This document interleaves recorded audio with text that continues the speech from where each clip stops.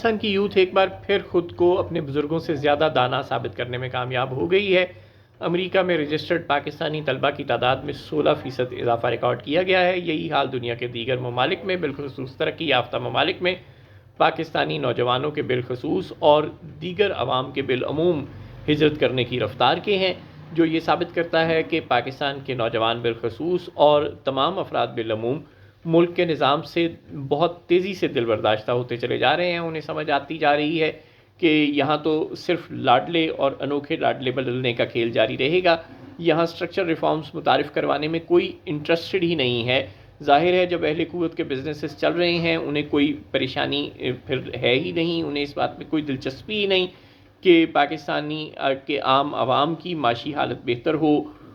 پاکستان میں electoral reforms متعارف کروانے یا جسٹس سسٹم ٹھیک کرنے میں کوئی انٹرسٹڈ نہیں۔ صرف بابر اعظم سے لے کر عمران خان تک اور نواز شریف سے لے کر بلاول بھٹو تک لاڈلے بدلنے کا عمل ہے جو نہایت تیز رفتاری سے جاری ہے۔ لیکن سوال بہت سادہ ہے کہ آپ چہرے بدل کر کیا حاصل کر لیں گے؟ نظام بدل پائیں گے؟ آپ نے خود بھی 4 بار پاکستان کی حکومت سنبھال کر دیکھ لی،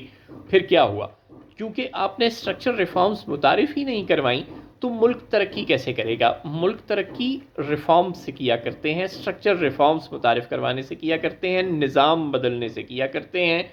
معاشی اصلاحات اگر ہم متعارف نہیں کروائیں گے، اپنی ایکسپورٹس نہیں بڑھائیں گے، ٹیکس نیٹ نہیں بڑھائیں گے، بزنس کمیونٹی کو فیسیلیٹیٹ نہیں کریں گے، سرکاری عمال کی بزنسز میں مداخلت کو ختم نہیں کریں گے، پولیس کے مظالم کو ختم نہیں کریں گے، جسٹس سسٹم کو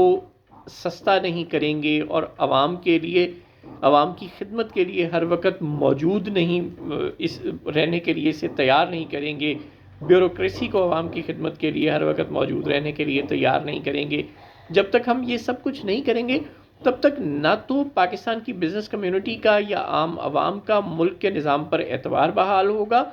اور نہ ہی کہ ملک کے حالات بہتر ہوں گے، نہ ہی آپ کو IMF سے لے کے سعودی عرب اور UAE تک کوئی آسانی سے قرض دینے پر تیار ہوگا۔ پاکستان کے معاملات بین الاقوامی برادری کے ساتھ اسی وقت بہتر ہوں گے جب ہم اپنی عوام کو سہولیات دینے کے لیے بہتر نظام متعارف کروائیں گے۔ جب تک یہاں پہ گردشی قرضوں کا جو قرضے ہیں پاور سیکٹر کے وہ جاری رہیں گے، جب تک یہاں پرائیویٹائزیشن کا عمل مکمل نہیں ہوگا، جب تک عوام کو سہولیات دینے میں ناکام رہنے والے PIA، ریلوے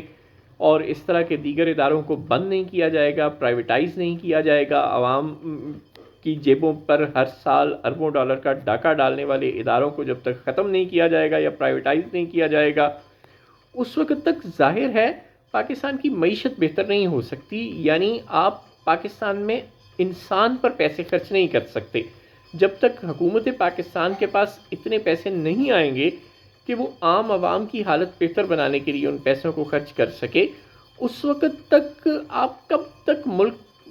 کو قرضوں کے بوجھ کے ذریعے سے چلاتے رہیں گے؟ کب تک آپ سعودی عرب سے، UAE سے، USAID سے، IMF سے، ورلڈ بینک سے، ایشین ڈیولپمنٹ بینک سے، ایگزیم بینک سے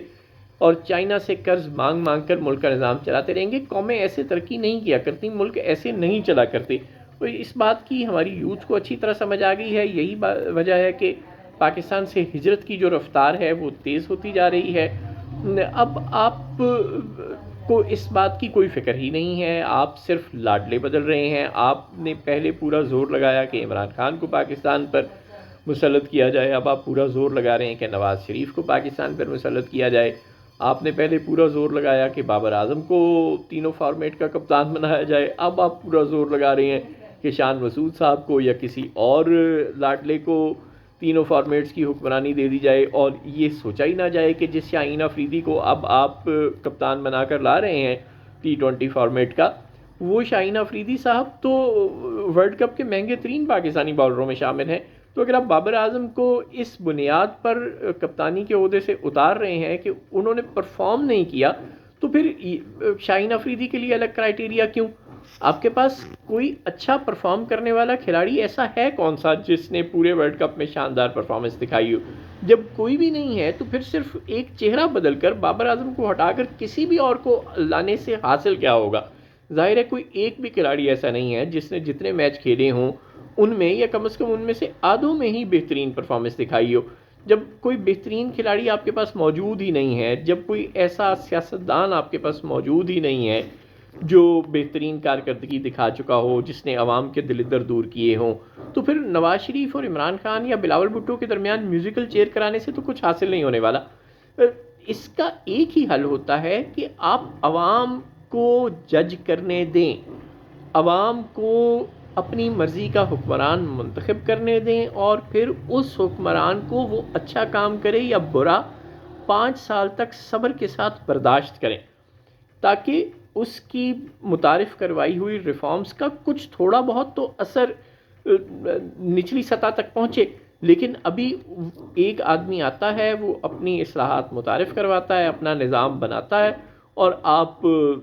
بیک جنبش قلم اسے گھر بھیج دیتے ہیں. نتیجہ یہ ہوتا ہے کہ وہ پورے کا پورا پروسیس جو 3 ساڑھے 3 سال چلا ہوتا ہے وہ سب ختم ہو جاتا ہے، اور پھر کہانی زیرو سے شروع ہو جاتی ہے. ایسے ملک ترقی نہیں کیا کرتے.